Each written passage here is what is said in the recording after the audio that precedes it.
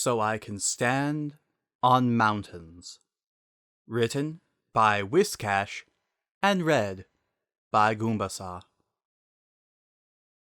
For someone who'd been speaking in puns since he was a baby bones, Sans didn't hear people actually laugh at his jokes very often. He was more used to hearing a lot of loud groans and or various objects being thrown in his general direction. Sometimes he got Papyrus to make this weird strangled sound somewhere between amusement and frustration, which his brother would always strenuously deny was anything close to laughter for fear of encouraging him. Occasionally, he got a few chuckles out of the crowd at MTT when he could be bothered, which was mildly satisfying, but Sans didn't really care if anyone else found him funny. As long as he made himself laugh, he was good. It didn't exactly keep him up at night, because nothing kept him up at night, or for that matter during the daytime. That's what he'd always thought, anyway, right up until that day in the forest. He was supposed to be on patrol, or something, but that seemed pointless because nobody ever came through, and there wasn't so much as a snow dog to check up on.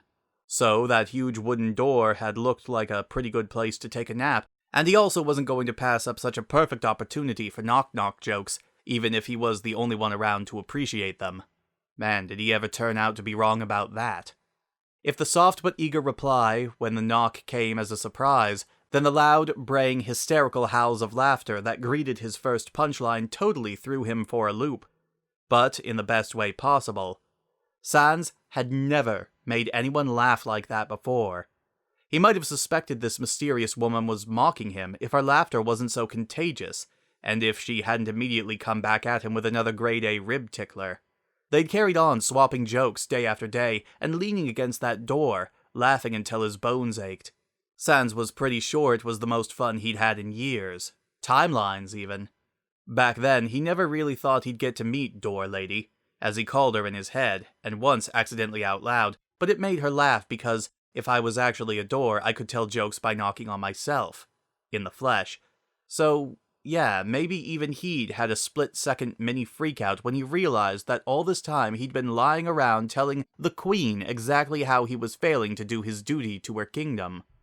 But any doubts he'd had went away as soon as she laughed, and it was even better in person, because now he got to see the way her eyes crinkled up, her nostrils flared, and she clutched her belly, doubled over in hysterics, from what Sans thought wasn't even his A material. If he didn't before, Sans knew then for sure that he wanted to keep making her laugh like that forever.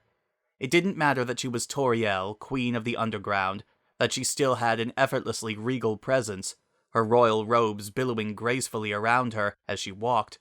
She was still super cool, and a huge dork who actually wanted to hang out with Sans, and Papyrus for as long as he could stand to be around two pun enthusiasts when they got going. Now it was cool because they could just hang out like any regular good buds and be, well, as close as they ever got to normal. Toriel never tired of telling him all her hundreds of different uses for snails, and though Sans had to question some of her taste in cuisine, she also made the best pies known to monster kind.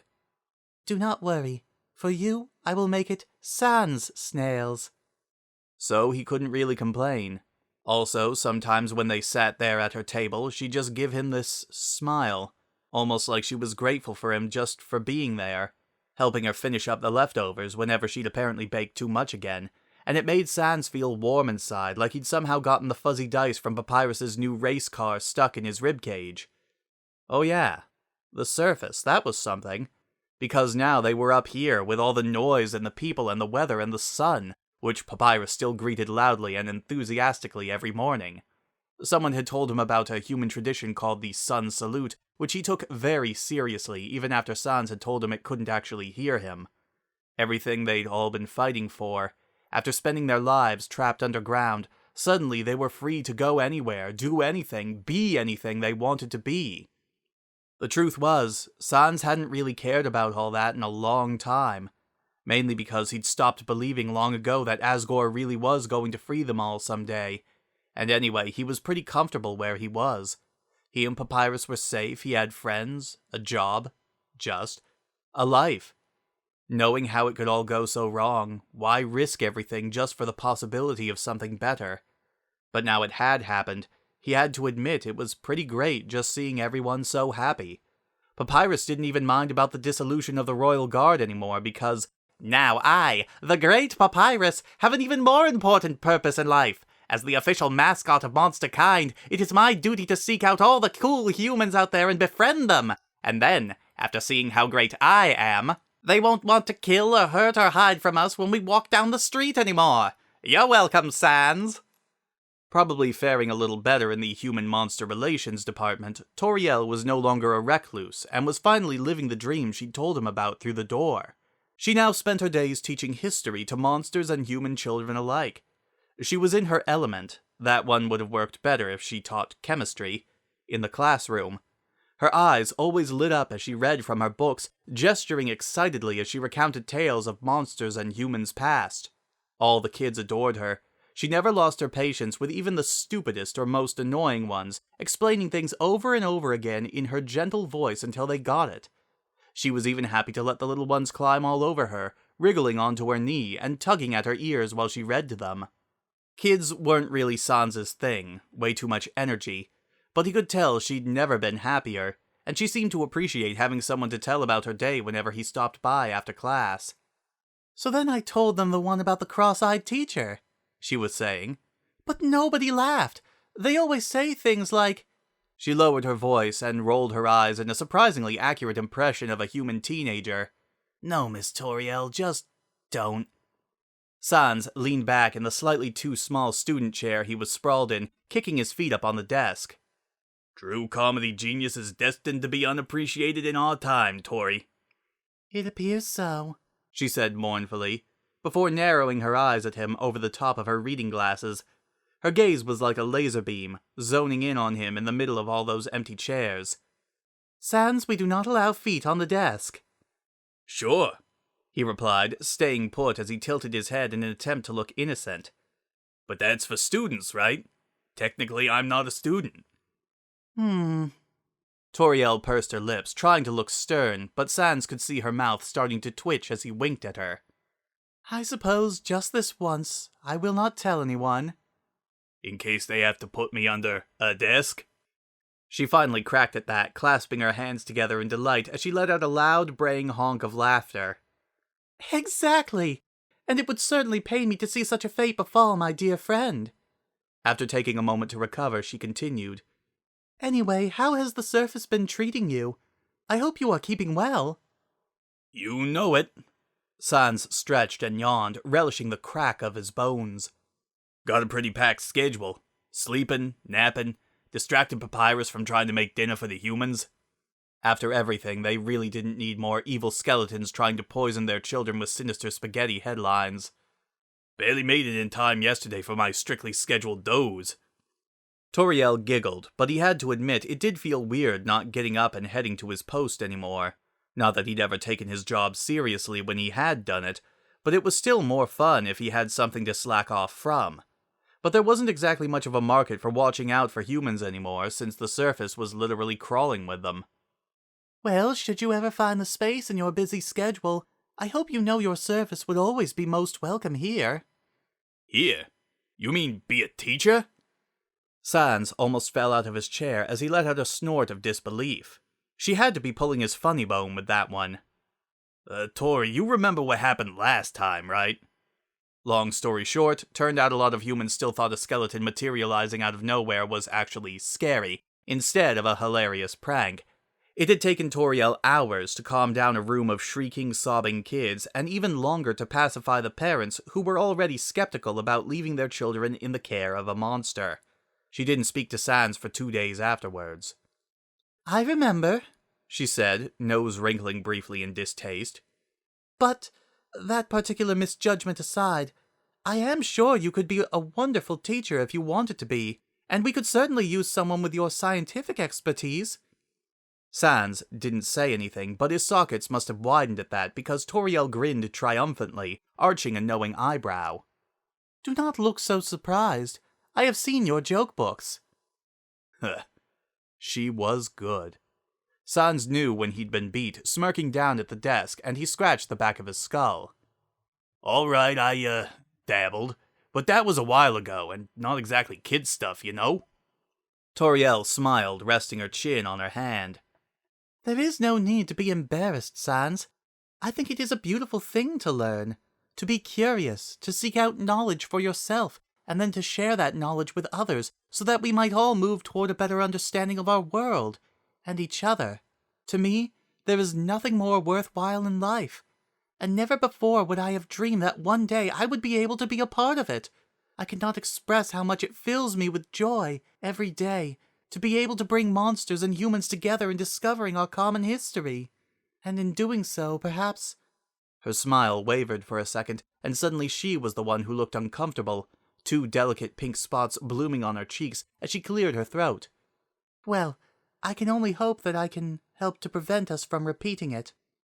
Toriel, believe me, if anyone's gonna teach monsters and humans how to love one another and hold hands and share nice creams instead of tearing each other's souls out, it's you, Sans told her, and her blush deepened but her smile grew wider. And don't get me wrong, I appreciate the thought, but it's not gonna be me. Seriously, think about it. Me looking after a bunch of kids? For a whole day? He already felt like he needed a nap just thinking about it. Toriel paused to imagine it, a look of amusement followed by concern passing over her face before she acknowledged his point with a wry chuckle. Well then, perhaps the children may be able to teach you something about work ethic. I am certain they would think you are, totally cool. She beamed visibly, congratulating herself at being so down with the kids. She really was the biggest dork Sans had ever met, and somehow it was adorable. Too cool for school. Sans nodded, clicking his tongue as he pointed a finger gun at her with a wink. She just shook her head at him fondly, and they fell into a comfortable silence as Toriel shuffled some papers around on her desk and Sans leaned further back in his chair, glancing out of the window. It was another beautiful day on the surface. Birds were singing, flowers were blooming, and Papyrus's enormous face was grinning back at him in hedge form. It still made him smile. Garden's looking pretty cool, by the way. Oh, thank you. I cannot take credit. I would have liked to spend more time in the garden, but I am always so busy with the children. Toriel glanced up from her papers, hesitating for a second before adding, But then Asgore offered to help, and, well, he always was so good with the flowers. Sans made a non-committal noise as he raised a brow bone. He couldn't help wondering if they were going to get to that elephant in the room. Goat in the room. Other goat in the room, whatever. The point was, no one hadn't noticed that their former king was there outside the school almost every day, watering flowers, trimming hedges, and generally looking more relaxed than Sans had ever seen him. Which was great. He liked Asgore.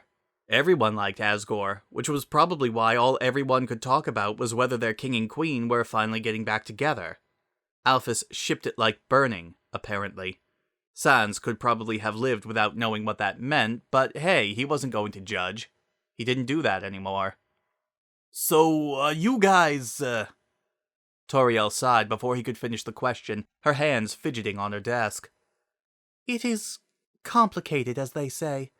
I am glad that he seems to have found peace here, and very grateful for his help in the garden, and... The edges of her mouth curled up into a wistful smile. I suppose I have missed him, and I would very much like for us to be friends again. But I do not think... Her smile faded almost as suddenly as it had appeared, her expression hardening as she corrected herself. No, I know things cannot be like they used to be between us. Too much has happened, and I am afraid he will have to accept that. Sans nodded. Sure, that's understandable. He wasn't sure what else he was supposed to say. Normally, he couldn't have cared less about any other people's relationship drama, but he and Toriel were good buds, and what kind of good bud would he be if he didn't want his good bud to be happy? Asgore had made her happy once, and if they could work that out, that was awesome, and he was happy for them. Definitely no reason that should bother Sans at all. She wasn't really looking too happy now, though, with her shoulders tense and mouth pressed into a tight, pensive line as she busied herself with her work again, and the silence was starting to feel a little less comfortable and approaching the ballpark of awkward as it lingered between them. Looked like he might have to break out the big guns. Hey, Tori. Toriel glanced up from her work. Yes? Sans rapped his knuckles twice on the desk. Knock, knock. She smiled, if not quite as eagerly as usual in anticipation. Who was there? William. William who? Will you maybe come to Grillby's with me tonight? Even when she laughed, he was half expecting her to decline the offer, but her face lit up like he'd asked her to the fanciest place in town. Oh, Grillby's? I must admit, I have always been curious about the place, as you speak of it so often. Best burgers in Snowdon. Or, here, I guess. Sans nodded. I would have asked you sooner, but, you were busy not ever telling me who you were. She smiled sheepishly, goatishly. I hope you understand now why I could not tell you back then. Don't sweat it, you didn't... He paused for a beat. Get my goat. Toriel's braying whoops of laughter mixed with Sans's deep chuckles, a strange symphony echoing through the empty corridors as they made their way outside.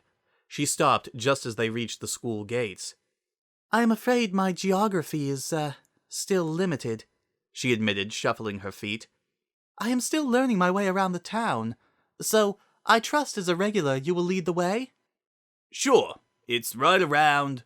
Sans trailed off as he held out a hand, which he blinked at for a second until he realized she was waiting for him to take it. Huh, okay, that was new, but he could handle it. He took his hand out of his pocket and placed it in hers, which felt really... big in comparison, but in a lovely, warm, soft, comforting way. Her fluffy white fur almost reminded him of that of a dog that somehow followed them all the way to the surface, and he still sometimes found sleeping sprawled over him when he woke up from a nap. Except he'd never felt a tingle of electricity run down his spine from that, like he did when Toriel's hand closed around his with a reassuring squeeze, and he grinned up at her. Come on, I know a shortcut. A lot of things had changed since they moved to the surface, including Sans's shortcut calibrations, but he was grateful that Grillby's was just the same as ever. Same menu, same sticky floor, same old regulars who hollered, barked, groaned their usual greetings as Sans walked in and lifted a lazy hand in response. A few tables away, Doggo's head spun around, and he gasped when Toriel walked past. Your Majesty! Her Majesty? The dog next to him immediately snapped to attention, his ears pricking up as he turned to look. Your Majesty! Toriel giggled nervously as the whole pack crowded around her, their tails all wagging furiously as they gazed adoringly up at her, probably hoping for a biscuit or to be petted or something. Ah, hello. But please, you don't have to call me that anymore. I am here simply as one of your fellow patrons. Sans just smirked as he stood back, giving them all a moment to calm down before he led her to the relative safety of the bar, where Grillby was busy as usual, polishing glasses. He glanced up as they both pulled up a seat. Toriel, meet Grillby, proprietor of this fine establishment. Sans couldn't help feeling a little smug as Grillby's glasses lifted, although he couldn't quite tell if it was oh my god that's the queen or oh my god Sans actually brought a lady levels of impressed. Grillbs, Tori. Grillby nodded and crackled something about it being his pleasure. Toriel blinked, her brow briefly creasing in confusion, before she simply smiled and nodded politely in return. When he turned away again, she leaned in to whisper to Sans. Can you understand him? Sans shrugged. Not word for word, but I'm his best customer. We kind of have a rapport. A rapport that meant Grillby somehow managed to flash Sans a knowing look as he glanced between him and Toriel, despite not technically having a face. Sans ignored it and ordered them both burgers. Very well. I will trust your judgment. Toriel turned her head to look around the room, taking in her surroundings with interest as though she were in a museum. Even Sans spotted a couple of unfamiliar faces. It seemed like business was really booming since they'd moved to the surface, with monsters from all over and even the occasional human. Those didn't usually stick around long, though. It was almost like they weren't accustomed to sharing their drinking space with a giant armor-clad dog losing the 33rd round of poker against itself. It has been a long time, she said, since I have gotten out anywhere or eaten anything I did not cook myself. But this is such a charming little place, so full of character. Sans grinned, feeling a pang of relief she was enjoying herself. He knew she was cool, but Papyrus's dating book, for example, would probably have advised against taking the queen anywhere with character. Not that that applied anyway, since this wasn't a date, obviously. Plenty of time to make up for it, just wait till you try the food. Grillby expertly slid 2 burgers across the counter as if on cue, and Sans wouldn't have put it past the guy, he was cool like that. He reached for the ketchup and took a swig as Toriel nibbled daintily on the burger and chuckled at the astonished look on her face. Good, right? That's wonderful, she sighed, closing her eyes in bliss as her tongue darted out to lick her lips. Her fangs glinted on the dimly lit surroundings, and for a second it looked a little predatory. Also maybe more than a little inappropriately hot, but Sans wasn't about to jump on that particular train of thought anytime soon. I must confess it has been far too long since I had any meat. Before he could help it, Sans let out a pfft of laughter, barely avoiding spitting ketchup everywhere as Toriel's eyes flew open, realizing what she'd said. She huffed, but was starting to laugh too as she gave him a playful shove. Oh, hush, you know what I meant. Hey, you're the one who said it, Tori, not me. He raised both arms in mock surrender. I wasn't gonna touch that one. Toriel groaned, burying her face in her hands to hide her blush, but pretty soon they'd both dissolved into giggles, leaning against the bar and each other to keep from falling off their stools. And they hadn't even had a drink yet. They eventually managed to recover long enough for Sans to take a bite of his own burger, while Toriel paused to look intently at hers for a moment, as though it contained the secrets of the universe. Are these your favorite? She asked. I could always try making them for you sometime if you would like. Sans paused mid-chew, unexpectedly touched by the offer, though he swallowed and shrugged like it was no big deal. You, don't have to do that. I mean, thanks, but I can get these from Grillby's anytime. Your butterscotch cinnamon pie, on the other hand, that's in a league of its own, like a whole nother dimension. Toriel beamed, her cheeks coloring a little from the compliment. There were still a few stray crumbs clinging to the fur around her lips, and Sans had to fight the urge to reach up and brush them away. I think it might be nice to make something different every once in a while. I would not want my skills to get crusty. Sans let out a huh of approval and held out his hand for a fist bump. Tori, you're on a roll tonight. She grinned proudly as they bumped fists, and then were quiet a moment. I was just thinking, did you ever bring Frisk here? Once, yeah. Sans smiled to himself as he remembered the look on the kid's face as they watched him drink a whole bottle of ketchup. They hadn't even blinked, or maybe they never stopped blinking. He'd never quite figured it out. He could respect a good poker face, even if it meant he had to work a little harder to get it to crack. Kid's got pretty good taste. Ah, excellent. In that case, perhaps you would all come over for dinner sometime? You, Frisk, Papyrus? If he would like it, of course.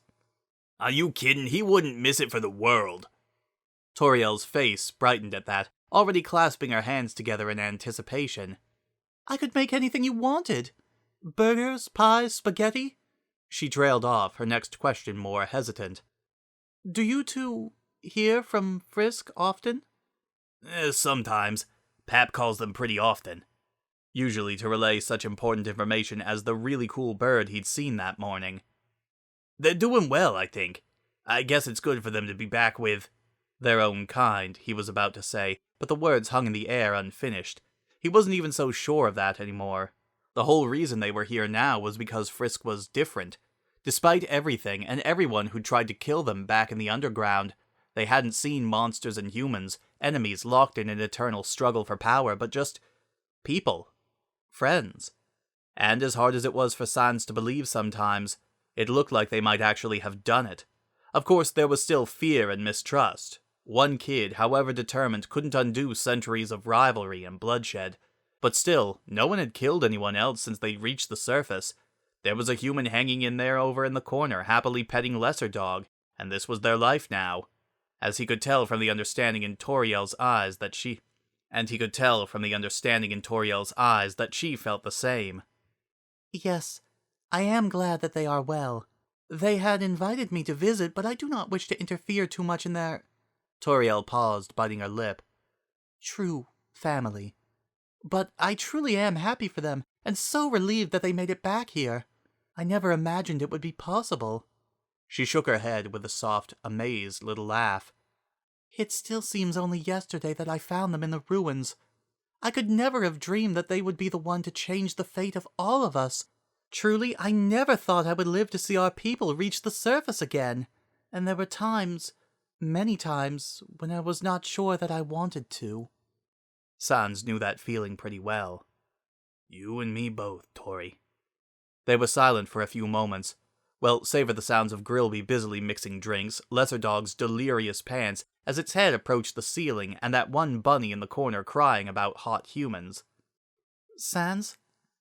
Her voice was soft, but the sincerity cut through all the hubbing going on around them. Yeah, Tori? Slowly, carefully, she reached out along the bar and covered his bony hand with her larger, softer, fluffier one. Thank you. Sans blinked, finding himself at a rare loss for words as her eyes gazed meaningfully into his sockets. There was no point in saying for what, or even it was nothing, so he just smiled back and winked. Don't mention it. I should mention it. Were it not for you, we would never have made it to the surface. Not like this. Back home, in the underground, I dreaded when the day would come, when Asgore... She broke off and away from his eyes, darkness rolling over her face like a storm cloud as she frowned down at her empty plate. I could not bear the thought of another war, of seeing our people slaughtered. I would sooner have locked myself away in the ruins for eternity than be a part of that. I know you dislike making promises, and to protect a human, to defy Asgore's orders, was perhaps the biggest promise I could ask of anyone. But I saw Frisk and I couldn't... San could feel her hands starting to tremble on top of his as she took in a shaky breath, see the beginnings of tears glistening on her lashes as she blinked back the memory. They were just a lost and confused child. I could see from the beginning that they did not want to hurt anyone, but I knew others would not understand. They would see only another human, the enemy, and when I inevitably failed to protect them, I just had to know that there would be someone else out there watching over them when I could not.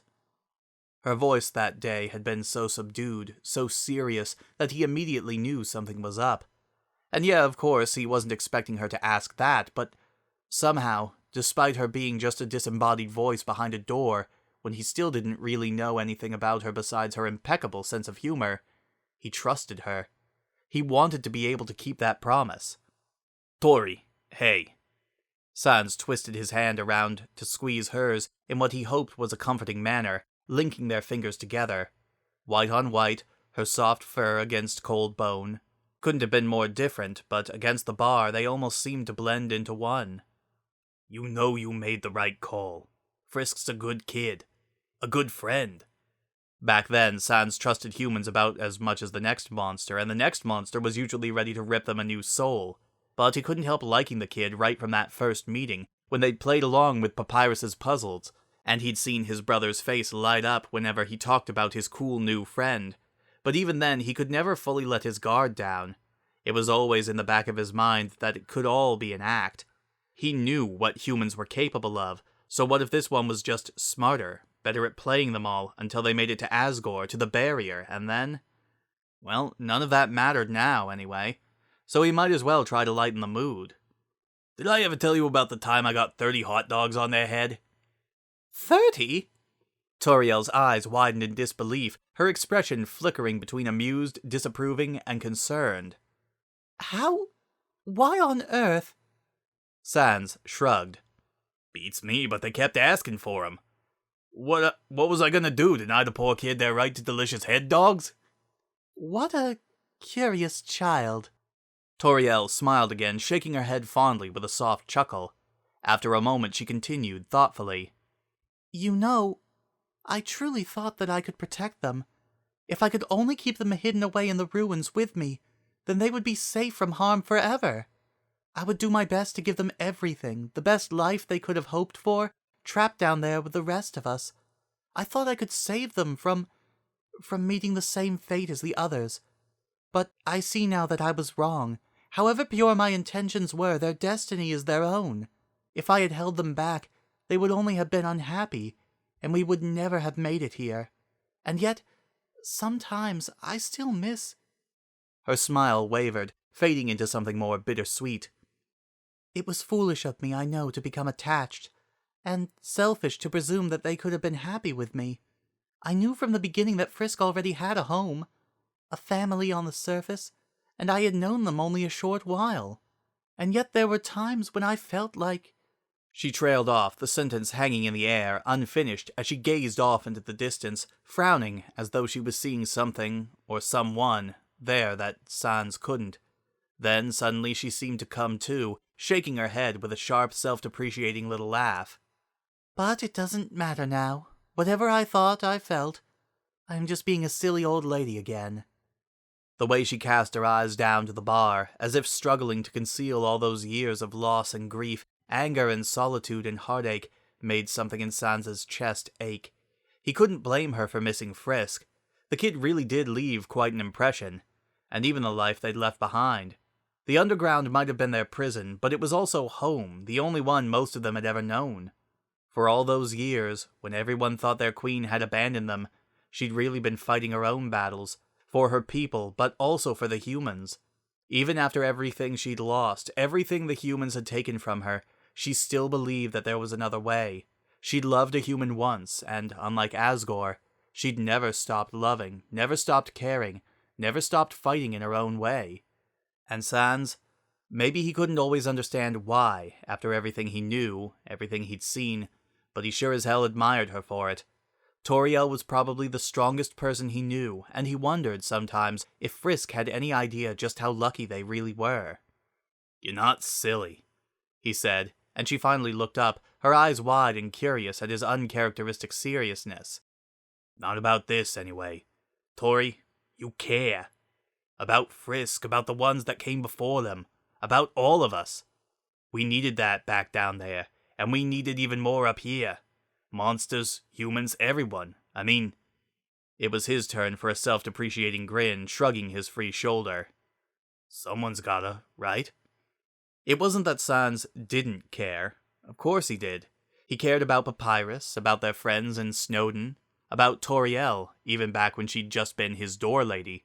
But he also knew what it was like to go to sleep not knowing if your friends would still be your friends when you woke up, or if all the progress you'd made would be lost, or if anything you did was ever going to make any difference at all when some joker could decide on a whim to reset it all and you were never any closer to figuring out why.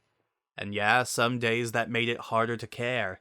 Made it a lot more tempting when he thought how much easier life could be, how much time and effort and frustration he could save to give it all up and just stop caring. He doubted Toriel knew what that was like, and he hoped she didn't ever have to. But maybe that didn't matter, as long as she was here. They were still here, and her hand still tightened around his on top of the bar. She smiled, grateful and sympathetic, yet knowing, and it somehow felt like she did. She understood everything. "You do too, Sans. I know it. Otherwise you would have never kept that promise, and you would not be here with me tonight." And damn if, looking back at her, Sans couldn't feel the corners of his mouth tugging into a wide, stupid, genuine smile. Because she'd got him again. He'd never actually managed it. For all the times he'd tried, failed, given up over the years, there was some things he'd never be able to not care about. Things he'd relive as many times as he had to. Things like the indecipherable splutters of rage Papyrus made when he dropped a killer pun, or the smell when Grillby served up the first batch of cheese fries, or the way Toriel's smile slowly spread across her face, bright and hopeful and beautiful, until they were both sat there just grinning at each other like idiots. Yeah, maybe," he said casually, throwing in a wink as he added, "Just do me a solid and don't tell anyone, okay? I got a reliably poor reputation to maintain here." Toriel giggled and slipped her hand out of his to press a finger to her lips. "Your secret is safe with me. I will surely make no bones about it." Suddenly, Grillby gave a crackling cough, making them both jump as Sans noticed the bar was starting to look pretty empty. When Sans shot him his trademark sorry not sorry grin, he narrowed his glasses pointedly in that look that roughly translated as, "It's almost closing time, so unless you're planning on sticking around to help me clear up, better get that bony butt moving." Again, rapport. Toriel seemed to catch on too, because she stood up, smiling apologetically at Grillby. "Oh, I am sorry. I do hope we have not been holding you up." "Trust me, this is nothing. Grillb sees way worse most nights, right, bud?" Grillby just kept tapping his foot impatiently when Sans winked at him, but he was smiling. Sans was pretty sure. On the inside, anyway. But yeah, we should probably split. Grillbs, you know what to do. As they left, he turned to call back over his shoulder. Same time tomorrow, yeah? Grillby mumbled something under his breath that Sans didn't catch, probably something about paying his tab, but he didn't care because soon they were outside in the quiet of the night, with the cool air on his skull and the moon bright in the sky. Toriel paused to admire the view, the moonlight illuminating her profile and catching her eyes as she looked up at the sky with a soft, content smile. "It is beautiful, is it not?" she murmured, almost to herself. "How lucky we are to have a different view every night. I never imagined that I would be seeing such a thing." Yeah, it is, Sans agreed, watching the stars all twinkling like echo flowers. Except these ones didn't talk back, and for once he was kind of grateful for the privacy, the silence, just being there in the moment. "Well, anyway," she let out a content sigh, her smile almost reluctant when she glanced back and caught his eye. "Thank you for a wonderful evening, but I suppose I really must be getting back. It is getting late and I still have tomorrow's lesson to plan." Yeah, same here. Pap's bedtime story ain't gonna read itself. Toriel smiled and nodded, and then they were just kind of standing there, like they were both waiting for the other one to make a move. They exchanged awkward grins, and Sans stuck his hands in his pockets and cleared his throat, not really sure what he was supposed to do now. So, good. "You know, it's been a long time," Toriel interrupted suddenly, "since I have been on a date. But I believe that, traditionally, this would be the time for a goodnight kiss." Sans's jaw dropped and she immediately burst into peals of laughter. I am only joking, of course," she cried, her whoops of laughter just a little bit too shrill and going on for too long to sound convincing. "Because, of course, this is not neither of us even said this was a date. Oh my. Sorry." Her laughter slowly petered out, leaving her awkwardly scratching the back of her ear as her white cheeks rapidly turned scarlet. "Of course, I did not actually expect you to kiss me. Well, that is, only if, perhaps, unless you wanted to?" What? No, Whatever cool Sans had left had just officially flown out the window as he stuttered hopelessly, struggling to form words more coherent than seriously "oh my god, yes, please now," because he'd kind of been thinking, or rather trying not to think, about kissing her pretty much all night, but he'd never thought that might actually be on the menu. And he should probably be saying something right now. Sure. I'd be willing to give it a shot. He just about managed a shrug, attempting to play it cool, even as he could feel his own cheeks heating up. If it's the tradition. Toriel's giggle still had a slightly hysterical edge to it, but her face flooded with relief as she played along, dipping into a curtsy. "Ah, yes, of course. I suppose we must honor the tradition, must we not?" Now that Sans had actually got around to figuring out the logistics of kissing her, what with her being a couple heads taller than him, and him lacking a pretty important part of his anatomy for the whole kissing thing, well, he probably had an old pair of joke wax lips lying around somewhere at home, but that wasn't exactly going to... Whoa! He was startled out of his reverie by Toriel's hands around his ribcage, slipping under his arms and effortlessly lifting him up off the ground and into the air so they were face to face. He grinned awkwardly, suddenly feeling very exposed. Hey there. "Hello," she replied with a smile, her large crimson eyes sparkling with joy and a hint of mischief. "I, hope you do not mind this. I just thought it would be nice if we could..." She paused for the punchline. "See eye to eye." No, this is good. This is great with me. She was so strong, he could feel, just holding him up like it was nothing, and Sans didn't have any meat on his bones, but that still had no right to be as attractive as it was. Just promise me you won't get carried away. She snorted with laughter, and Sans could feel the vibrations right through his bones, a warm tingling all the way up his arms and along his spine, like nothing he'd ever felt before. "Careful," she protested, still giggling weakly, but her hands tightened around him, steady and secure. "Do not make me laugh too much now, or I may drop you." You won't, Sans said with a wink. "I could never," Toriel agreed, with such sudden fierce passion and sincerity that he finally had to close the gap between them, silencing her as he gently cupped her cheeks, stroking his fingers through her fur and... Right, the whole no-lips deal. Sans leaned in instead and felt her intake of breath as he pressed his mouth to hers, and very gently nipped at her bottom lip, eliciting a surprised but not entirely displeased squeak in response. Before he could figure out whether this was a good response or not, Toriel moved her head, and then her soft, warm lips were on his skull, planting a delicate kiss somewhere between his cranium and his eye socket, and wow. Sans was glad she had such a firm grip, because otherwise he was pretty sure he might just have melted, which would have kind of put a dampener on things, and before he knew it, she bent down and gracefully dropped him carefully back on solid ground. As, enjoyable as that was, she said using her prim, teacherly voice, but her cheeks were pink with pleasure, and the moonlight danced in her eyes. I rather think it would be improper to continue now, would it not? Until next time. Sans said eloquently, his head still spinning from next time, and trying to remember how not to sound like a total bonehead, even if he was one. Sure, yeah. Next time. Good. Luckily, the perfect parting shot came to him as he regained enough composure to point and wink at her one last time. So, guess I'll catch up with you later? Toriel chuckled, maybe not quite as loudly as usual, but full of warmth and affection. Good night, Sans. Night, Tori. Take care of yourself. He watched her go for a moment, taking long, purposeful strides back in the direction of her house near the school, before turning back to take his shortcut. Papyrus would definitely be suspicious when he got back in such a good mood, but nothing was going to wipe the grin from his face as he headed home, bones still tingling. Maybe next time, he'd even wear the wax lips just to see Tori's reaction. Sans had to admit, it was starting to feel pretty good to care again. The end.